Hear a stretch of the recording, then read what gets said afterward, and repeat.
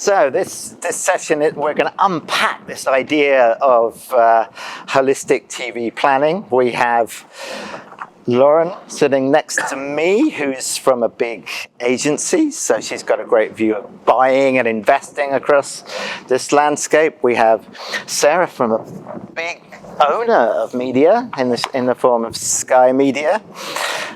We have John, who represents a programmatic marketplace. Programmatic. Right, and Andy, who is one of the new breed of measurement companies that are kind of bringing a new look to this. So, and I'm Ben Keane, an independent analyst. So, it seems to me that this world we're living in is getting increasingly complex and fragmented. Fragmented media outlets, fragmented audiences, fragmented measurement, fragmented ad buying models, different ad formats, multiple data sources. I could go on. How on earth is it possible to have holistic view with that kind of mess going on? Laura? I actually think it's a really exciting time for people that work in the TV and AV landscape. I think, yes, there is a lot of fragmentation and opportunity coming into the market, but what that does is actually ticks a few boxes for us in terms of reaching light TV viewers. And it's not about replacing our spend across broadcasters. It's about adding to that where we can't quite drive that incremental reach anymore. And actually, the data, the measurement opportunities, everything that's coming to market, it's helping us make more informed planning choices. Sarah?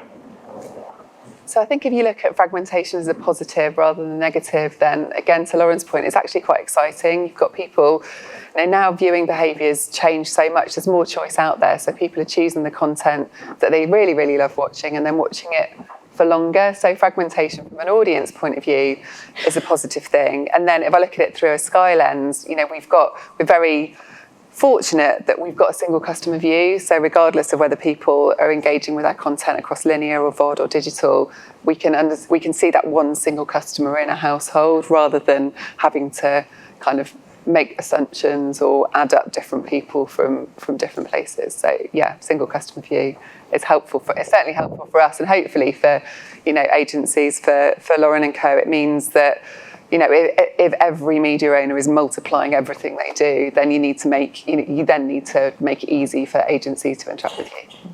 John, it's a mess, isn't it? It is. I think you know my feelings on this, so I'll share them with everyone. Good afternoon, everyone. I think the consumer is way ahead of the advertising industry right now. So if you think about the various different ways in which TV is being consumed, across platforms, across devices, different formats, et cetera, it kind of feels like a bit of a hackneyed phrase to say that, it's the golden age of TV for the viewer. I would argue that we're in the stone age from the perspective of targeting and measurement and being able to understand the viewer across all of those devices. And the problem that we've all got here is that, while we're here debating these things and trying to find those solutions, the Romans are literally sacking the city. So today, I read... In this context, Romans are the platforms, Google, Meta, etc.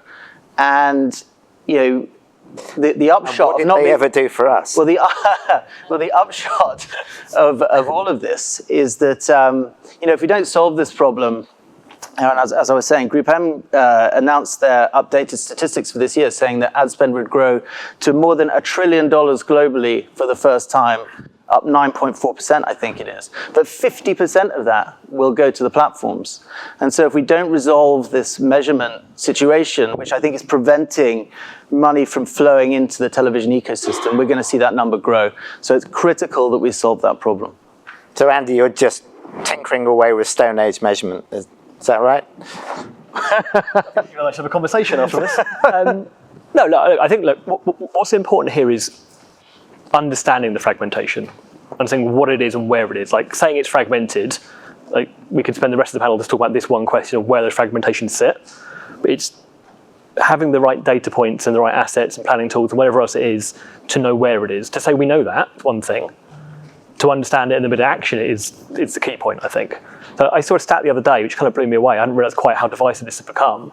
So it was something like roughly half of viewership on TV is broadcaster content. Fine. Yeah, that seems like a pretty good chunk still, a lot of reach in that. But then the next slide was splitting that same stat by the 16 to 34 group, and it was 14%. So the difference in broadcaster reach just between those two audiences, and then in the first instance it's 25% streaming, and the second one it's 40% streaming. Without the right data set to understand that, okay, we got a plan here. Here's the audience we need to reach. Understanding that what's right for brief 1 is not right for brief 2 because of those splits. Once we understand it, we can start to action it and make improvements, and it can feed into measurement tools, planning tools, buying models, etc., etc. I think everything else will follow. You get that bit right, knowing which buying metric to use, which measurement providers metrics to measure for, all kind of come secondary to that. So the fundamentals, breaking that out, that's key. Lauren, is John wrong? No, I mean, I think So you agree it's a mess? I agree it's difficult to navigate. I think there are both broadcasters and measurement partners that we work with and internally at agencies who are working towards solutions. It is difficult to navigate, but it is an opportunity. I think we've got proprietary tools in-house, sort of survey data that's able to ensure we're making more sort of informed audience choices in terms of targeting, identifying incremental reach, identifying light TV viewers. Obviously, we work very closely with Sky and Samba, and a lot of their data kind of feeds into these planning propositions. So, yeah, I mean, the point around the consumers being ahead of the advertisers, I agree with, but I don't know. The Roman thing's a bit dramatic. So you're not in the Stone Age, Sarah? No, I mean, so it's interesting actually, because I appreciate across the spectrum of different video providers, there's a huge range in the quality of data and the quality of measurement. I think, in the same way at Sky, we've got lots of different platforms. We've also got really great quality data. I would argue the best quality data that's out there. It's fully verified. We know it's a real person in a real household. It's not an email address. We're not making any assumptions. And I think that's the place that you need to start, is making sure the data is as high quality as possible. If you've got good quality data, then you can understand more about your customers, you can target the right people at the right time, and you can measure in a way that is completely robust without any guesswork. So I think, I don't feel like we're miles behind. I think we're doing all right. I'd just sort of add there that I think it's entirely true that you guys have worked incredibly hard to build that data proposition, and it's certainly, some of the most pioneering work, certainly in this market. But I think kind of the issue is that there's you guys, and there's, the broadcasters, and there's CTV providers, and there's data providers like you guys, and it's just all so broken up. It is broken. But when you sort of look at it and say, I want to invest either here or YouTube, then it's kind of so easy to just say YouTube, because it's massive and it's one single identifier across a gigantic sort of group of content across all these different devices. And so I think kind of, for me at least, the challenge is just making it easy to invest in. And we are, with ThinkBox, with the broadcasters, we are, we're actually pretty democratic with our measurement tools. So C-Flight, we built out of Sky and then rolled it out with ITV and Channel 4. So, so we're getting there. Yeah. But, it obviously takes time. It's complicated. Yep. The systems, you need to compare apples with apples. You need systems to talk to one another. But I think I would say that we're making really good progress from a TV perspective. I think that's the challenge with YouTube as well, isn't it? Like, there are some elements of it that is the premium video, but some of it isn't comparable to broadcaster output. Definitely. But do you use it for your clients? Some clients we do. So it's part of the mix? So at Dentsu, we kind of approach everything as like a total TV proposition. So anything that falls into what we'd see on a big connected screen in the living room, from linear, BVOD, addressable, fast channels, SVOD, and then premium YouTube, so your Vivo, your Sky Sports, things like that. That's what we kind of see as kind of one total TV proposition. So from that point of view, yes, we have YouTube on plans, but from an AV point of view, there's a certain element of YouTube that would go on our plans and a certain element that would kind of sit outside of the total TV space. And is your starting point to reach specific incremental audiences beyond linear? Is that your starting point? So our starting point is about driving the most cost-effective reach from an AV plan. So we have a proprietary tool in-house that allows us to kind of input data from Barb, data from YouTube, look at sort of channel mix, cost, etc. And then we're able to kind of calibrate that into identifying where we're going to drive the most cost-effective reach. And we'll be able to demonstrate, for example, to get those 2-3 points incremental reach by having this fully total TV mixed channel mix is going to be more cost effective, for example, than spending another 500 grand on TV to get that extra point of coverage. But it still sounds like that linear piece is the core. It's the one that drives the sort of scale of the reach quite quickly. It is definitely where the majority of our budget still sits within the broadcasters. But it is about getting the right mix, and it's not going to be a copy and paste job for every single client and every single audience, which is why that tool is so valuable.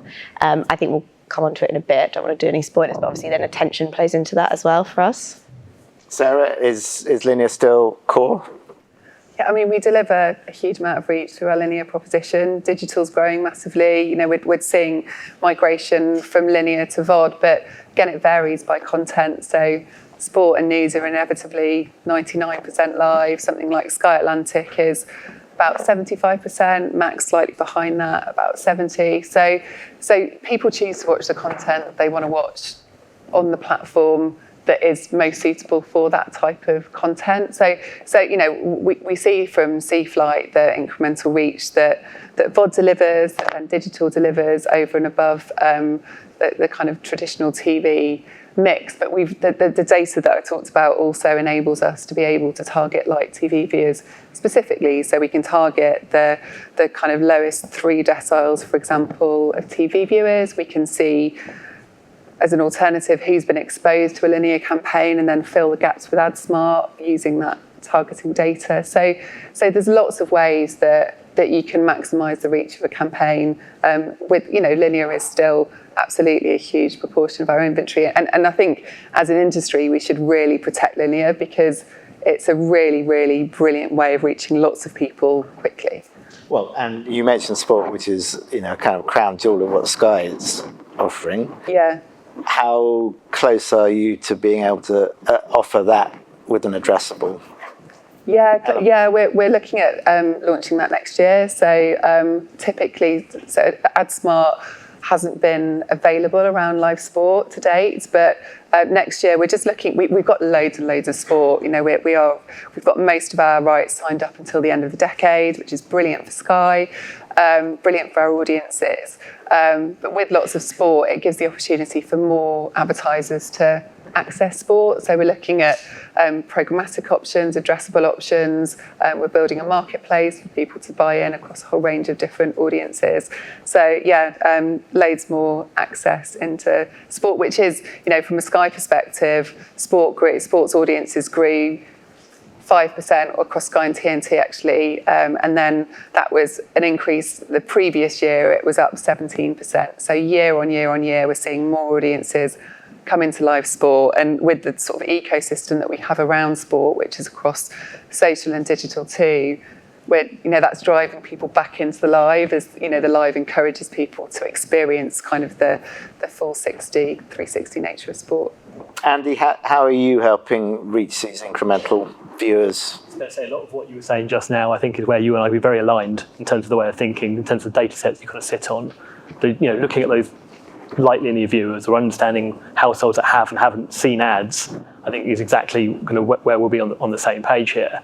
Because, you know, where Samba sits, for those who don't know, is it's from an ACR point of view, we're doing the same kind of thing. We're seeing at a deterministic level households that haven't seen ads. Of course, what we want to do with that is make it actionable. You know, we sit in a different place. We're not a media owner to you guys. We're more kind of work with the wider industry. But how do you make that data actionable? Okay, we know these are light TV viewers in the bottom percentages. We know these households haven't seen these ads, and we want them to. How do we make that actionable? So we work closely with some brands and agencies already to push that into finding those audiences in BVOD or in YouTube and other AV on the big screen kind of mediums, and that's working really successfully, whether it's one-to-one household level, whether it's a geographical analysis, to be able to do that stuff. But I'm going to kind of throw this out here slightly controversially, saying that to TV people, it's just far enough away from me, they can't reach me. But is the answer perhaps not always in TV? How do we feel about finding those audiences in other channels? So I think digital out of home is a great example. It's a broadcast video medium. I'm oversimplifying here, but if you're not in the home, you're out the home.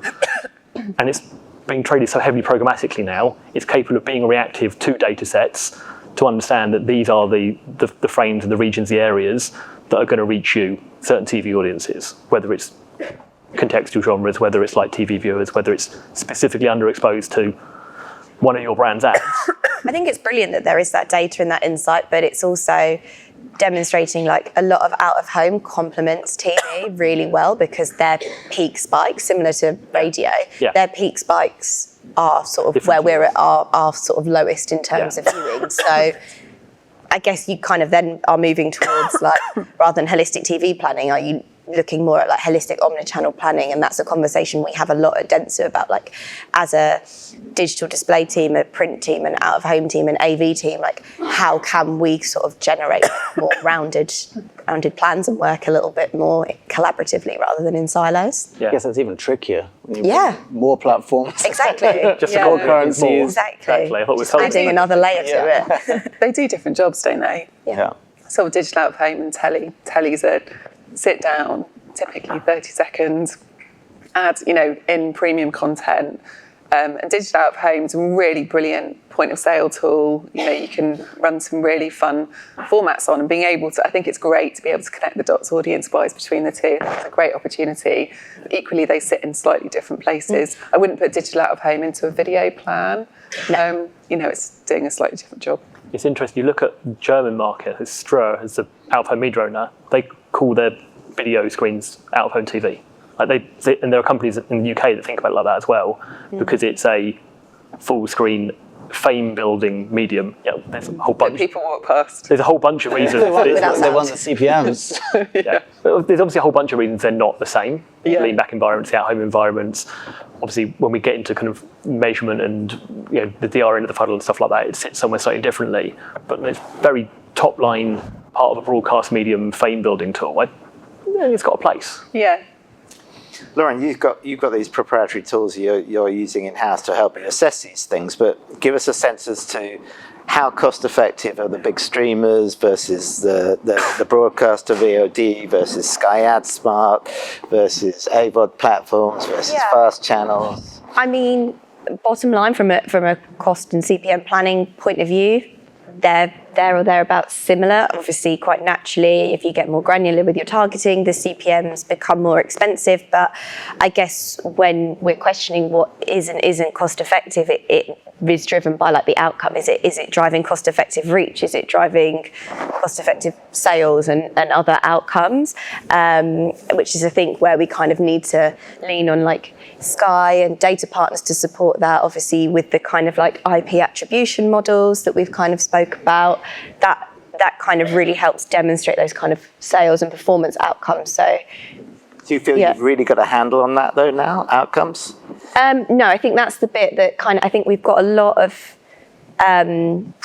informed planning choices, but the outcome side of things and getting to a point where we kind of come out the tunnel and are able to report all total TV in one like unified language, whether that's impressions or reach, for example. I don't think we quite have that yet. Yeah, it feels like in streaming at least, there is the potential to measure outcomes, if not base the buy on them. So, I think we hear a lot as a kind of, I guess, an intermediary rather than a vendor that, CTV streaming in general is quite expensive, but I think there's also an argument that whilst, it might be overpriced, it's kind of undermeasured. So if you're running a campaign with multiple creatives, some of which are targeted at driving, some sort of outcome, whether it's website visits or leads or sales or, search traffic, if you're not measuring those things, then you kind of don't know. I think what's been really impressive about like especially sort of like the SVOD providers coming into the broadcast space is to a degree they have behaved like an advertiser. There are things you can make comparable, like they say the trade model, you know, historically if you look at it comparable to other digital video, maybe they do look expensive, but like I just said, from like a broadcast perspective, it's not that different. And obviously they've signed up with Barb and they've been able to give us some kind of like for like measurement where we are still slightly comparing apples and oranges, but it's not. There's always going to be some kind of matrix, because you've got the cost, the reach, the targeting, the measurement, the quality of the environment, the ad, and all that kind of stuff. There's no one that's cheaper than that. Yeah. That's a race to the bottom. Yeah, the race to the bottom. That's not going to work for anybody. Exactly, and I was just thinking that, you know, we mustn't get sort of suckered into thinking that there's a panacea where there's going to be a single idea. It's never going to happen. There's too many conflicting interests. I think we've got to be practical and say, what do we have now and what can we do with it?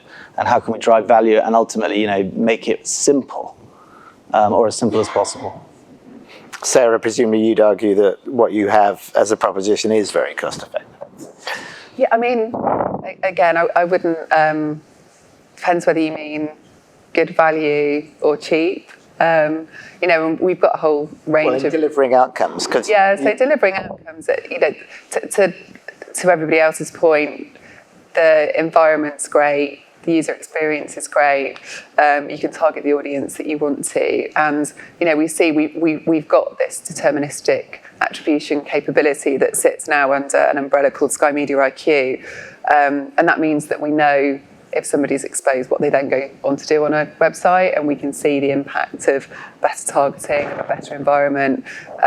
So, you know, the holy grail is ultimately to be able to trade, you know, from an outcomes perspective, because that's what advertisers are looking for. And we're within reach of that grail. We're on the journey. Yeah, we're referencing Monty Python left, right, and centre. the Romans and now the Holy Grail. So, programmatic then, John. Growing role in TV buying, or has it already peaked? I mean, it definitely hasn't peaked. But I think good news for you. Great news for us. But I think you've got to kind of take a global view. So, you know, without a shadow of a doubt, the US market is quite far ahead of basically everyone else. And that's, you know, mostly driven by just different market dynamics. You know, there's never been kind of this idea of a sort of a secondary TV market. There's no local TV in any market in Europe that isn't sold by the domestic broadcaster. And so there's just, you know, we're starting from a different place.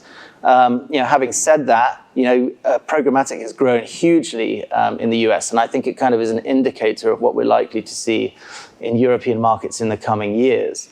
Now, what's driving that growth in the US? Why? Liquidity. There's an awful lot of viewership across an awful lot of platforms, and you can do it at different price points. And so I think it's kind of able to serve a lot, you know, like a wide variety of different advertisers. So there's, you know, everyone from obviously the big FMCGs and the guys who've typically driven linear TV advertising, as well as small and medium-sized advertisers who are kind of looking at it almost as a performance medium, or they're kind of, you know, I say that very cautiously. In Europe, I mean, look, to give you an example, I was talking to one of the major European broadcasters a couple of months ago, and you know, more than 90% of everything that they sell digitally is still done on a direct IO. So less than 10% is programmatic, and so there is clearly a long way to go. Sarah, I got the impression you were quite sceptical about this. I think you need to meet the buyers where they are. You know, I think that there is inevitably really premium inventory. Will that be traded programmatically in the long term? Could it be yes? Should it be? I don't know. You know, there's a mix. You know, some of our inventory is programmatic, some self-serve, some direct. But it really depends on the inventory, and it depends on the buyer. And you want to be able to, you know, the benefit, I guess, of programmatic is that it opens up a new set of buyers potentially. So, you know, there's growth in that, but equally we've got a very well-established set of agency and client relationships that deal with us in different ways that we want to maintain. Lauren, you're investing a huge amount all the time. Mm-hmm. What kind of proportion is going through programmatic channels? It really varies which way we're kind of navigating it. in terms of clients and stuff, but I would say that 5-10% is about right at the moment. Andy? You're going to get different answers depending on what part of TV Totally. we're talking about here, right? Because obviously you're answering from a employer point of view for Sky as a sales house and a media owner. When I was thinking about this, I was conscious it's in isolation, but if you just look at the SVOD proportion and how watching that grow and how much of that's going to become programmatic, there's a growth factor just from that alone.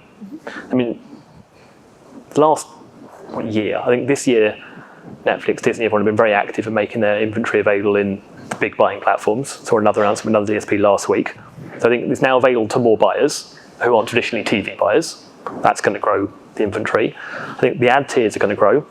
We've seen Disney and Netflix announce decent double-digit percentage growth on their ad tiers, and I think Netflix said half of all sign-ups are coming from the ad tier. So as that ad tier pool grows, the inventory grows. If it's programmatic, that grows. But also looking at generational shifts. When you've got the younger audiences who are very heavy streamers already, because they're only the 14% broadcaster thing, as that becomes more commonplace, as that moves into 35 plus audience as well, and they're watching more of that stuff, like there's a rising tide there. Like that's obviously within the niche of the SVOD environment, not the broadcaster one. Appreciate it's pretty different, but that alone is going to drive growth. A positive aspect of kind of approaching total TV from a programmatic point of view is it does make it like a more accessible price point for some advertisers. There's such a legacy around, the trading mechanics of standard linear TV and how it is expensive. And we have seen inflation, but we also know that it still works. The profitability report on ThinkVox, TV is still sitting there in one of the biggest ROI drivers. But I think one of the positives we can take out of approaching TV from a programmatic point of view is making it accessible to more advertisers. John, you can't yet offer Netflix or Disney or the broadcaster video on demand platforms on your marketplace, right? So big disadvantage. Look, I think that there are certainly broadcasters outside the UK kind of take a different view. I think that if you put that to one side, there is still a kind of a vast amount of very high quality it's broadcast content. It just sits not outside of those apps. And look, the thing that programmatic brings to the table, as you rightly said, is look, this is all about driving efficiency and the best possible value for the audience, so that the buyer can find them across in all of these places. And I think, look, if you think about something like live TV, which hasn't been typically the bastion of programmatic, there's a very strong argument that when you have, spontaneous ad breaks in things like cricket, programmatic can play a phenomenal role in being able to monetize all of those opportunities that come, in an unexpected way, and provide value both to the broadcaster and to the advertiser in what is, a very highly engaging audience. And so I think there's still a long way to go. I really think we're just at the start of the race. Andy, are we moving towards real-time audience measurement? Near real-time data sets are available in the market, right? I sit here speaking on behalf of my employer saying that, right? That data exists in the market today. I think what's going to be interesting next 12 months, 24 months, whatever it is, in the mid to short term, is how those kind of real-time data sets are adopted in more of a kind of currency and planning tool scenario, whether it's an independent planning tool from an agency, whether it's more at a currency level, because there's been some pretty clear indicators from some of the big kind of the wider planning and measurement community in TV that there is a place for bigger data sets delivered faster in their future. There are RFIs being worked on. There are people talking about this stuff at the moment as well. So, because it's not part of legacy planning. It's not been real time. It's been a bit of a delay. Kind of people talk about it, especially in the US market, where it's actually very slow to be delivered. There's a change in direction. There's been a real change in tone that people have used in the market over the last year or so. So I think it's heading in that direction. I don't think some of the products are live in market yet, but there's a very clear indication that that's the direction of travel for a lot of people. So I think it's coming. What impact does that have on you, on what you do? I think it's actually interesting. Sarah and I were talking about this earlier. I think there's an element of real-time optimization that's really valuable, but I think we can't deter from the fact that TV delivers results from a longevity point of view as well. So I think there's elements of it that can be really valuable. So insights, for example, if we're buying a demo line on Sky and also maybe a genre or interest targeting, if we can understand sort of from that kind of IP address attribution that one is working better than the other, can we then optimize and shift budget elsewhere, into the other line to see better results? But then at the same time, I think if we have this real-time optimization and we keep chopping and changing it, we're moving the goalposts of what our outcomes are as well. Yeah, we saw when we launched our web attribution capability a couple of years ago now, and kind of went back and looked at the measurement studies that we've done, we saw that about 80% of TV's impacts had been missed. So, I guess if you real-time optimise when people are buying a car, do it at your peril. It obviously works for things where it's a really, really short-term turnaround, the types of products that are, people are buying day in, day out. But we're actually extending our windows. We had 7 and 14 days up until recently. We're extending them out to 30 days and 90 days, so you can sort of truly see the longer-term impact. But, some categories, real-time optimization is a good idea. Not all TV viewing is created equally, so attention metrics, do they play a role in the future? I think they're super important. Super important. Yeah, I really do. I think... How do you measure it? So we work with a company called Lumen who they do eye tracking studies to sort of identify engagement. So from an informed planning point of view, we look at how viewers engage by day part, by genre, how much of a 30-second ad they engage in. We have a huge study called the attention economy, which fares mostly into the kind of digital space where you have got this challenge of like not all impressions are the same. So the attention side of things plays a big role in that, whereas obviously the TV side of things, it's more regulated, it's more kind of premium content, but yes, it's really important whether that comes from an understanding of how people consume media or the quality of the content and the user experience that we're getting. But is it today part of the decision on where you actually spend hard money? Yes. So those choices are determined in part by that. Yes. So we look at cost-effective reach and we also look at attentive reach within our plans as well. Sarah? So we're kind of exploring this at the moment. We did a piece of research earlier on this year where the Insight measurement team created what we called an absorption metric. So it's kind of attention plus. It takes into account how focused people are on the content. So a lot of the Lumen work, which I think is amazing, also just adds a layer of the value people put on the content. So people's relationship with the content.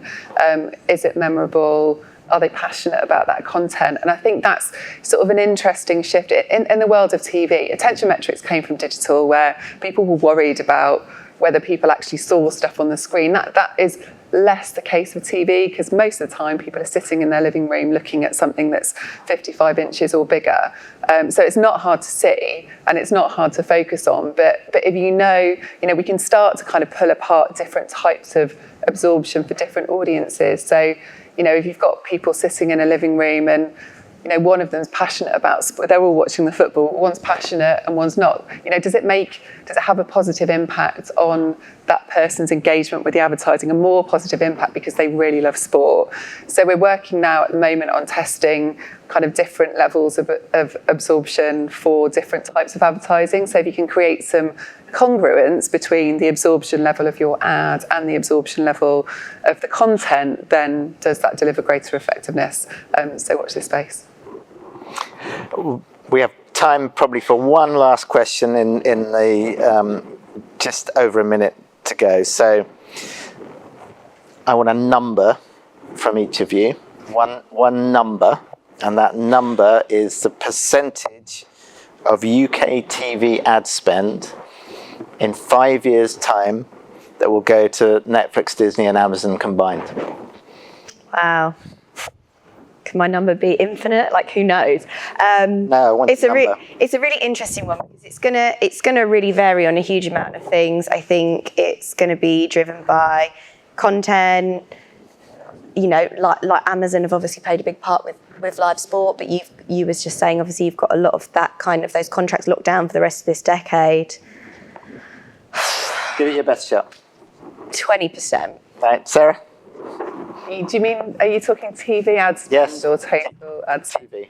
So I think it is impossible to break out Netflix, Disney, Amazon in this fragmented landscape that we live in. It's not impossible. Today. It is. I asked PwC and their analyst, and they said, What do they know? It's very What do they know? Come on. So Give me a number. their view. If you We've got 20 so far. Sarah, give me a number. I think you can look at linear TV versus OTT, and in 5 years, the predictions look like OTT will take about 45%. But that includes ITVX, it includes all of the VOD that we do at Sky, it includes 4OD, and everything, and Netflix and Disney and Amazon. And I think what really, at the moment, those providers. We're over time. Give me a number, Sarah. I'm not going to give you a number. John. I'll give you a number. It's going to depend on live sport and what happens. Amazon, that's the big last bastion of linear viewing, I think. So I'm going to go with 15%. 15. Andy. I'm going lower with 10. 10. I'm concerned about the available inventory at the moment. Like the average viewing minutes on something like Amazon are really low. I didn't sign up for Amazon. I was given it because I wanted delivery. I didn't sign up for the ad tier. I was forced on it. I don't care how big those numbers are. You can pay not to have it. But anyway, we're over time. We have one wimp on the panel, Sarah, who wimped out. Other than that, please thank the panel enormously.